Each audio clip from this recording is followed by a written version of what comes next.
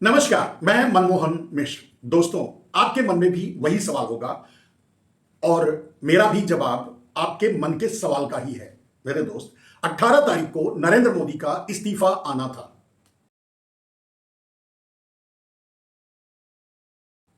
लेकिन अपन आकर के संसद में मक्कारी करके चले गए। देश को धोखा देके चले गए, देश की महिलाओं को धोखा देके चले गए। देना था इस्तीफा, देकर जाना था, और वो एक और जुमला, एक और सगुफा, एक और षड्यंत्र, एक और साजिश रच के चले गए। कोई बात नहीं, आज नहीं तो कल मेरे दोस्त, मैंने आप तक जो बात पहुंचाई थी काफी एथेंटिक थी, विश्वास किया जा सकता है। लेकिन उन्होंने भी, उनसे जब मैं ये सवाल पूछा कि एक बार फिर मैं, अब मेरा वक्तव्य फेल हो गया, नरेंद्र मोदी तो इस्तीफा नहीं दिए, तो बोले भाई मैं भी आपकी जगह ही हूं। वो नरेंद्र मोदी ही क्या, जो अपनी बात पे टिक जाए, जो सच बोल जाए, जो वो करे जो कहे। मान गए थे, बदल गए, पीछे हट गए, इनकार कर दिया, इतनी सी बात है। आज नहीं तो कल इस्तीफा देंगे ही, देना ही पड़ेगा।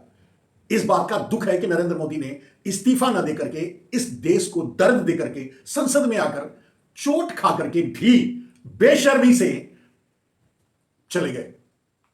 खैर, संसद में चोट खाने के बाद, संसद में उनका षड्यंत्र फेल हो जाने के बाद, संसद में देश को बांटने की साजिश फेल हो जाने के बाद तो नरेंद्र मोदी को इस्तीफा दे ही देना चाहिए था, लेकिन फिर भी नहीं दिए। मेरे दोस्त, अंतरराष्ट्रीय स्तर पे इस समय युद्ध रुका नहीं, चल रहा है, और यह मैं कई बार बता चुका हूं, कभी नहीं रुकेगा।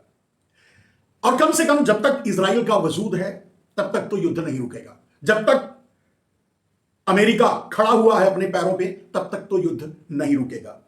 वैसे अमेरिका इससे पीछे हटना चाहता है, हट भी जाएगा तो भी पीछे से युद्ध करता रहेगा, करवाता रहेगा। यह अमेरिका की टैक्टिस है, यही अमेरिका का व्यापार है, और यही अमेरिका की रोजी रोटी। जब युद्ध नहीं होगा तो उसके हथियार नहीं बिकेंगे। और सिर्फ अमेरिका ही नहीं, नाटो के सभी देश, या वो देश जो हथियार का कारोबार करते हैं, हथियार बेचकर अपनी रोजी रोटी चलाते हैं, वो कभी नहीं चाहेंगे कि युद्ध रुक जाए।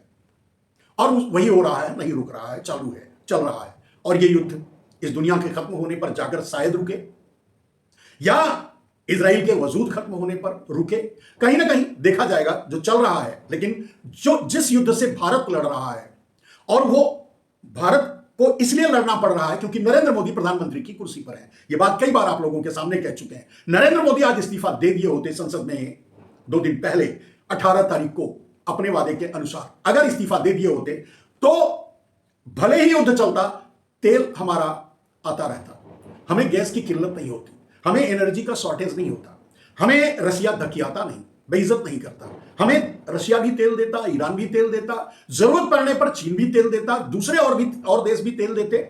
मतलब एनर्जी की कोई कमी नहीं रही थी भारत में अगर नरेंद्र मोदी प्रधानमंत्री नहीं रहते, इस्तीफा दे दिए होते। क्योंकि सारे गले शिकवे, चाहे रशिया हो मोदी से है, ईरान हो मोदी से है, ट्रंप की दुश्मनी मोदी से है, ट्रंप की गठजोड़ मित्रता मोदी से है, कमर तोड़ मित्रता मोदी से है। जो हो रहा है वो आप देख रहे हैं और जान रहे हैं। मेरे दोस्त, अब सवाल यह है, नरेंद्र मोदी ने इस्तीफा नहीं दिया तो भारत के हालात आगे क्या होने वाले हैं? बद से बदतर होंगे हालात। नरेंद्र मोदी इस्तीफा देंगे नहीं, उनसे इस्तीफा लेंगे इस देश के लोग, जब उनको दाना नहीं मिलेगा, खाना नहीं मिलेगा। दाना पानी रहते हुए भी वो खाना पका नहीं पाएंगे, खा नहीं पाएंगे, या दाने तक, राशन तक वो पहुंच नहीं पाएंगे, या उन तक राशन नहीं पहुंच पाएगा। जब भूखमरी सर चढ़कर बोलेगी, जब देश में अराजकता फैलेगी, जब देश त्राही करने लगेगा, जब देश भूखों मरने लगेगा, नरेंद्र मोदी के, ये सब कुछ इसलिए होगा क्योंकि नरेंद्र मोदी प्रधानमंत्री है। तब लोग सड़क पर उतरकर नरेंद्र मोदी से इस्तीफा लेंगे। नरेंद्र मोदी तब भी नहीं देंगे। अगर यह देश खत्म हो जाए, वजूद खत्म हो जाए, तब भी नरेंद्र मोदी इस्तीफा नहीं देंगे, क्योंकि नरेंद्र मोदी ही है। उन्हें अपने आप को बचाना है, उन्हें अडानी को बचाना है। बस इसके लिए वो कोई भी कीमत चुकाने के लिए तैयार है। मेरे दोस्त, अब आते हैं उस बात पर जिसमें नरेंद्र मोदी ने अपनी छीछालेदरी करवाई संसद में, एक साजिश रच करके भारत में फूट डालने या दक्षिण भारतीय राज्यों को कमजोर करने, वहां की सीटें घटाने, जहां उनका वर्चस्व है उत्तर प्रदेश की सीटें बढ़ाने, यही काम वो वोटरों के साथ कर रहे हैं, वोटिंग लिस्ट में कर रहे हैं वोट चोरी के लिए, और वही काम वो संसदीय व्यवस्था में भी, लोकतांत्रिक व्यवस्था में भी करना चाहते हैं अपने तरीके से। मेरे दोस्त, नरेंद्र मोदी और धोखा, ये दोनों एक ही शब्द का मतलब और एक ही शब्द का पर्याय है। वो मोदी क्या जो झूठ ना बोले, वो मोदी क्या जो धोखा ना दे, वो मोदी क्या जो ठगे ना, वही है। यहां महिलाओं के नाम पर ठगने की कोशिश की, संसद में असफल हो गए। अब घर घर जाएंगे महिलाओं को बताने के लिए, अपने लोगों को भेजेंगे, कोई नहीं जाएगा। उनके अपने लोगों से मैं बात कर रहा हूं, वो कह रहे हैं किस मुंह से जाऊंगा। जो बात विपक्ष कह रहा है वो देश समझ रहा है पहले से कि ये सब कुछ साजिश है नरेंद्र मोदी की। कौन जाएगा लोगों का सामना करने के लिए इस फजीहत में, इस आफत में, इस विपत्ति में जो नरेंद्र मोदी के द्वारा ही लाया गया है, नरेंद्र मोदी के कारण ही आया है। जैसे एनर्जी की किल्लत, बेरोजगारी, गरीबी, भूखमरी। अब समझ लीजिए मेरे दोस्त, नरेंद्र मोदी का कहना है कि महिला आरक्षण बिल पास नहीं हुआ, जबकि मैंने कहा कि नरेंद्र मोदी मतलब जन्मजात झूठे हैं, वो झूठ के अलावा कुछ बोलते ही नहीं। पहला अगर यही बात कह रहे हैं तो यही बात झूठ है। वो जो कह रहे हैं, मतलब मेरे ख्याल से 26-27 मिनट वो बोले, राष्ट्र के नाम संदेश में उन्होंने बोला, देश को बताया कि मैं सही हूं और पूरा विपक्ष और पूरा देश गलत है। लेकिन उनकी बात को पूरा देश समझ रहा है, समझता है कि नरेंद्र मोदी कितने झूठे और मक्कार हैं, और कैसी कैसी झूठ, कैसी कैसी मक्कारियां कर चुके हैं देश के लोगों के साथ। बात पॉइंट पर आते हैं मेरे दोस्त। नरेंद्र मोदी का कहना है कि वो महिला आरक्षण बिल पास करवाना चाहते थे, तो उसको करवाने की जरूरत नहीं, वो तो लागू करने के लिए, वो तो पास हो चुका है, वो तो लागू करना है। नोटिफिकेशन जारी करके कल का कल लागू कर दीजिए ना, क्या, क्यों? उन्हें लागू नहीं करना है, उन्हें उनके नाम पे वोट मांगना है, या उनके नाम पे साजिश करनी है, या महिलाओं को आगे करके उनके पीछे छुप करके प्रादेशिक दूसरे प्रदेशों पर वार करना है, या लोकतंत्र को खोखला करना, या लोक संसदीय व्यवस्था में भी अपनी डकैती और चोरी को स्थापित करना है। बस इतनी सी बात है, और इसी के लिए उनका प्रयास है। मेरे दोस्त, नरेंद्र मोदी के लिए मैं अगर कहूं तो नरेंद्र मोदी पैदाइशी दुश्मन है महिलाओं की। मैंने ऐसा क्यों कहा, ऐसा क्यों कह रहा हूं? मेरे दोस्त, जब बच्चा थोड़ा सा बड़ा होने लगता है तो अपने मां के सबसे पहले, क्योंकि मां का दर्द और उसका जुड़ा हुआ होता है, सबसे पहले अपने मां का दर्द महसूस करता है।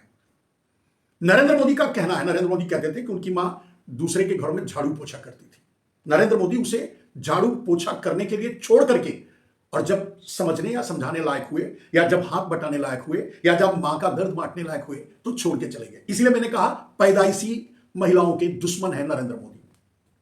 न जाने क्यों और किस लिए, किसके कहने पर, लेकिन हाथ पकड़कर एक औरत का अपने घर में लाए। व्यक्तिगत बातें नहीं करनी चाहिए, लेकिन नरेंद्र मोदी कुछ इस तरह से सामने रख रहे हैं बातों को कि बोलना पड़ता है, तो उसका हाथ पकड़ के लाए। मेरे दोस्त, उसे भी धोखा दे दिया, मतलब जिससे पैदा हुए, जिनके प्रति उनकी जिम्मेदारी थी, उसे धोखा दिया।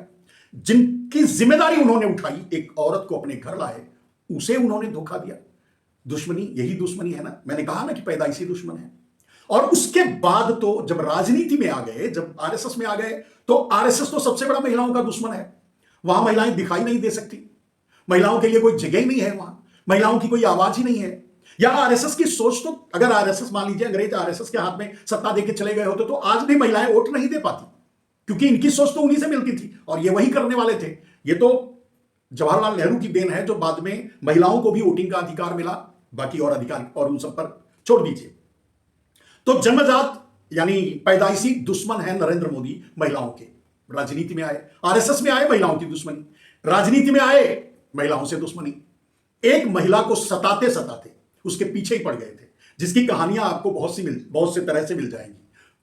उसको सताया राजनीति में आने के बाद, फिर महिलाओं के साथ जितने बड़े अत्याचार जहां जहां जब जब हुआ, नरेंद्र मोदी हमेशा अत्याचारी के साथ खड़े रहे।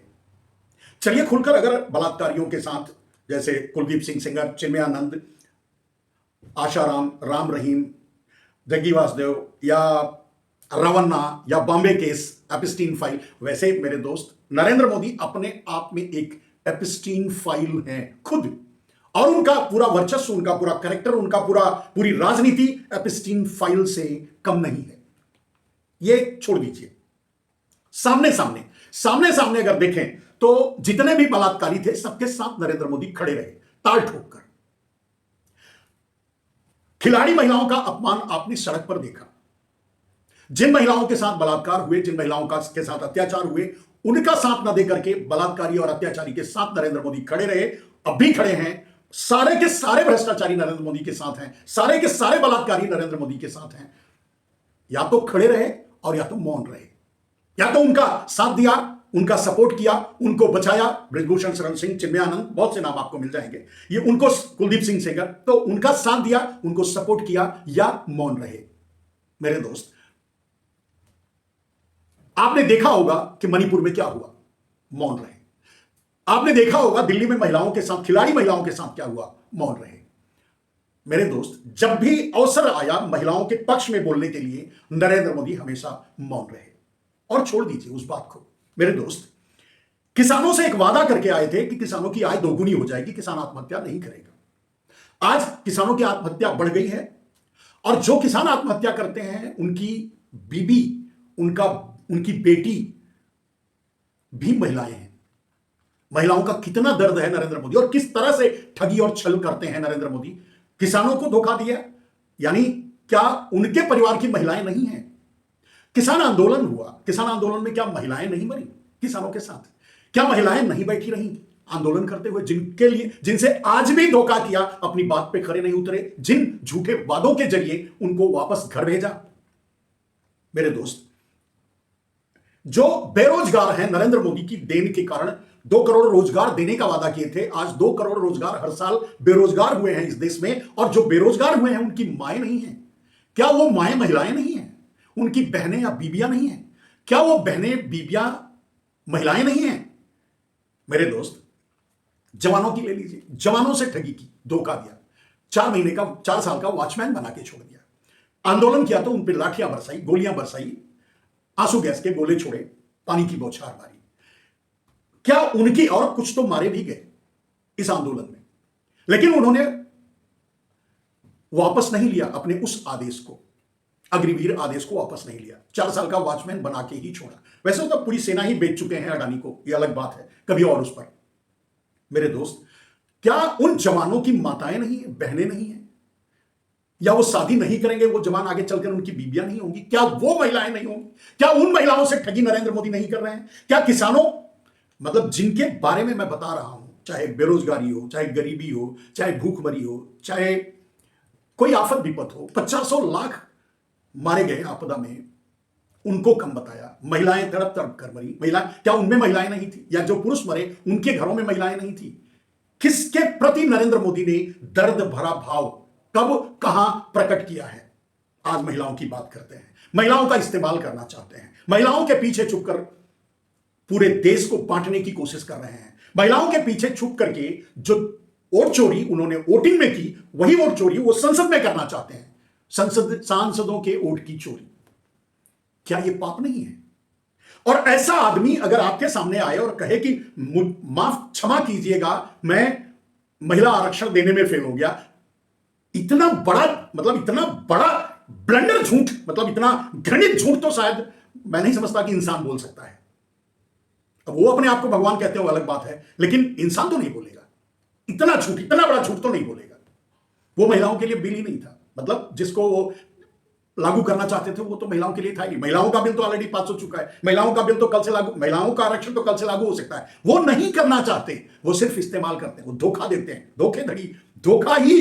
मैंने कहा कि नरेंद्र मोदी का नाम ही पर्यायवाची है। धोखा मतलब मोदी, मोदी मतलब धोखा, झूठ मतलब मोदी, मोदी मतलब झूठ, दोनों एक ही है।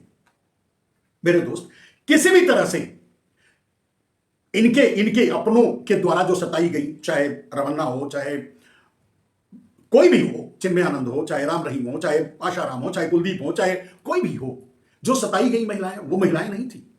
चलिए, जो हुआ पहलगाम में, वहां विधवा होने वाली महिलाएं नहीं थी, और उन विधवा की लड़ाई लड़ने गए सिंदूर के नाम पे, वो भी ट्रंप के डांटने पे चुपचाप बैठ गए।